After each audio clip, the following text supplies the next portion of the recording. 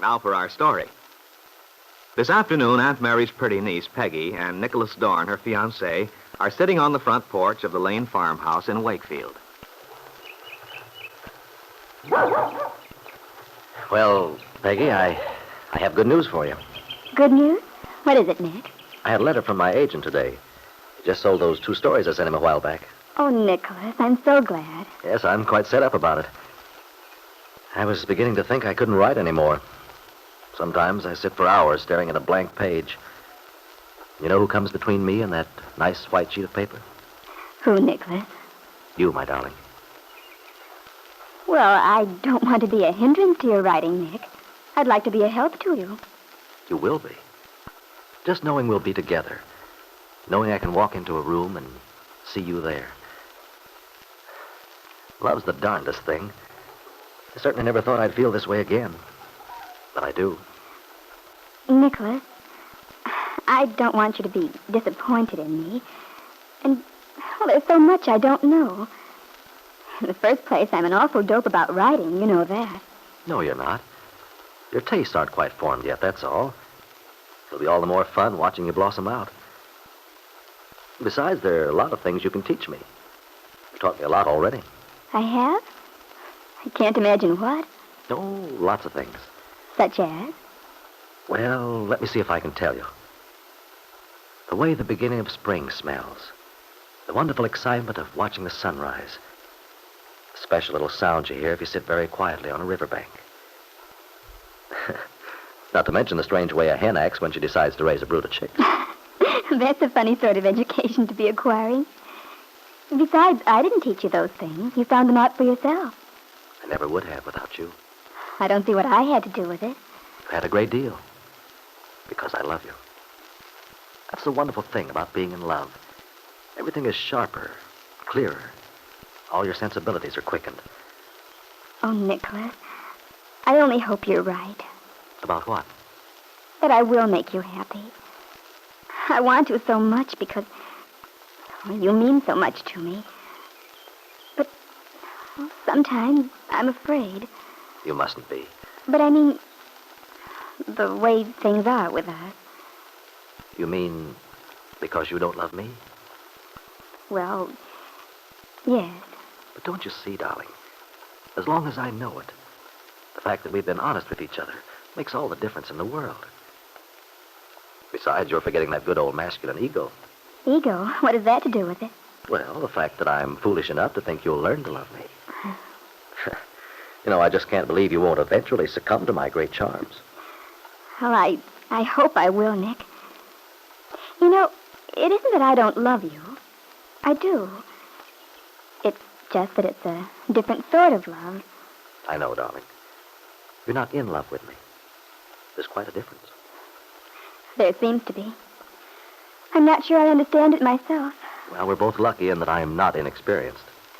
I happen to know exactly what you mean. That's good. Nicholas, I'd give anything in the world to change. To feel the way you do. Perhaps you will, darling. But you mustn't try to force it. That doesn't work. No, I suppose not. Just relax. We'll see what happens. Don't worry. I'm going into our marriage with my eyes wide open. So you mustn't ever feel the least guilty, no matter what happens. Thank you, Nick. Well, your friends Lily and Dell must be just about getting to Chicago by now. Yes. It was awfully nice having him down here over the weekend. Yeah, I imagine it was. You know, I like that Dell. She's quite a character. Dell's very nice. What did you think of Lily? Lily? Well, she's certainly good looking. She's got that, whatever it is that always attracts men. I know. It isn't just that she has a beautiful figure and a good-looking face, either. It's something that's very hard to define. Chemical. Why do you laugh? It always amuses me to hear you being wise and sophisticated. You'd be surprised some of the things I've learned. No, I wouldn't. Not really. You have a certain kind of feminine insight. You get things without a lot of conversation. It's one of the things I love about you. And I think of some of the babes I've known, all so glib. They can talk for an hour explaining one little emotional reaction they've had. But the talk is all from the outside. You know what I mean? I think I do. They don't really feel things inside. Exactly. They're so busy thinking about how things look, they miss finding out what they are. I feel sorry for them. So do I. That's why I'm so happy since I came to Wakefield. Here, a guy can look reality right in the eye. Nothing in between to distort the truth. Well, I think Lily gives people the wrong impression sometimes. The way she acts, you think she was awfully, well, tough, I guess. But she's not really underneath. She doesn't want people to know that. It's as if she were protecting herself from something by pretending she doesn't give a darn about anything. And you know what, Nick? What? I have a funny little feeling that she and Randy sort of like each other. No. That seems an odd combination. Just the same, from things they've both said, I think I'm right. Well, in that case, it'll show up one way or another pretty soon. You mean when Lily comes down here to run that supper club thing Aunt Mary's boosting for the young people? Mm-hmm. I only hope Lily can get down in time for our wedding. I'd sort of like her to be my maid of honor. But of course, there's Jane Plummer, too. Oh, well, we can work it out somehow. But speaking of the wedding, hadn't we better begin to make plans? Hi. Oh, hello, Hello. Lefty. You arrived at a very important moment. Oh? Yes, Peggy and I were just about to start making plans for the wedding. Yes, Lefty, and we may need your advice. Fine. I just hope you're going to make a celebration of it this time. Orange blossoms and everything. I want to, Lefty.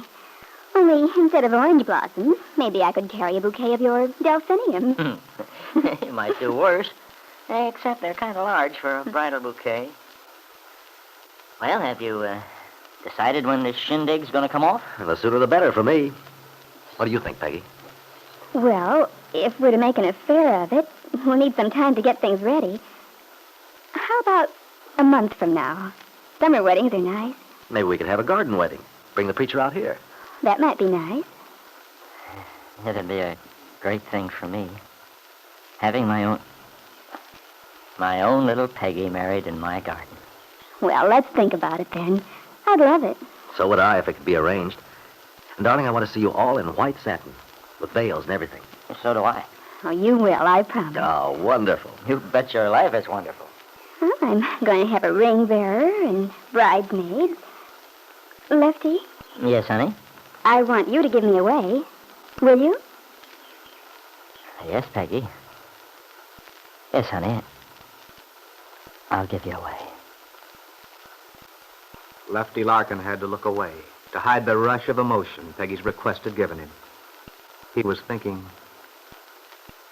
Yes, Peggy, dear. I'll give you away. Peggy. Grown up. To be married. And she's happy. I know it. Del Shipley's crazy. Trying to tell me I should talk Peggy out of marrying Nicholas. I know what's right and best for my own daughter. My own daughter. And now, she's to be a bride. yes, Lefty, you sincerely believe Peggy will be happy with Nicholas Dorn? But perhaps you're wrong. For Del Shipley knows that the baby boy which stands as an obstacle between Peggy and Bill Meade, the man she really loves, is not Bill's child, but is the child of Lisa Fenner. If Peggy knew this, it might make a great difference in her wedding plans. Del is trying to save Peggy, your daughter, Lefty, from great unhappiness. But will she be able to bring the truth out in time?